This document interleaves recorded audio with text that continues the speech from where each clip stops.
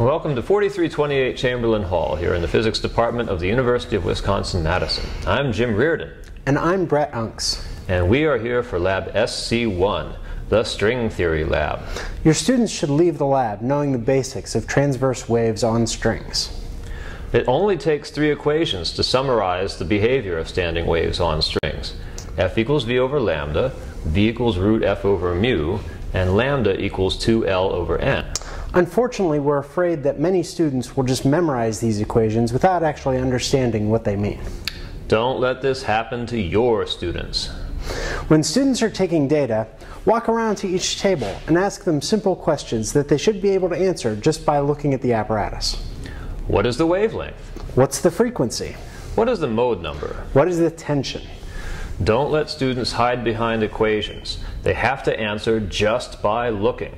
We're confident that students who can answer these questions just by looking will have no problem completing the lab. If they do have any questions, they can always ask you. So let's take a look at the apparatus and some of the common problems students have. So this is the apparatus we'll be using for this experiment. We have a computer-driven speaker, a long piece of string, and a pulley with masses hanging off of it. You want the speaker assembly to be at the back of the table, and you want to leave about 1.5 meters between the speaker and the end of the table. Be sure to put white paper in place to improve the visibility of the string. Now we're going to look at some common problems that we have with the apparatus. The most common problem we have is the way the string is attached to the speakers. Be sure to loop this string around the frame to the speaker, then press the spring down and run the string through the groove in the center post. Often no attempt is made to set the apparatus up carefully, which greatly helps the accuracy of the measurements. Here there are three common faults demonstrated. First of all, the string is not perpendicular to the edge of the table, which results in measurements of length that could be off. So that can be corrected by moving the string. Second, the string is too high for the stop, so that can be corrected by lowering the pulley until the string makes contact. And then third, one should be sure that the pulley itself is parallel to the string. The stand has a flat on it so that if it's oriented properly, there's no problem.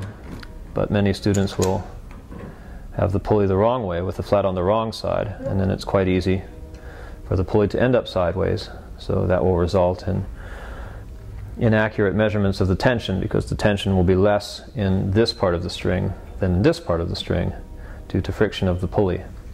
So you want to make sure that the string is set on the flat and that the pulley does have an axis perpendicular to the course of the string. That fixes those three common problems. In normal operation, the sound of the speaker should be pleasant to the ear. It'll sound something like this. If the students are overdriving the amplifier, a red light will appear on the amplifier and it will sound harsh, like this.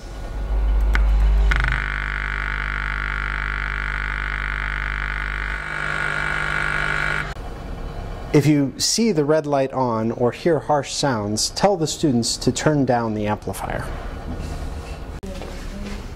Well, that's most of the problems that students have had in the past with the hardware. If you happen to break a piece of equipment or find broken equipment in your lab, please go to 4325 Chamberlain and look in the cabinet marked SC1.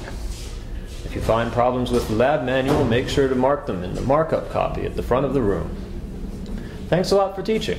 Have a great lab.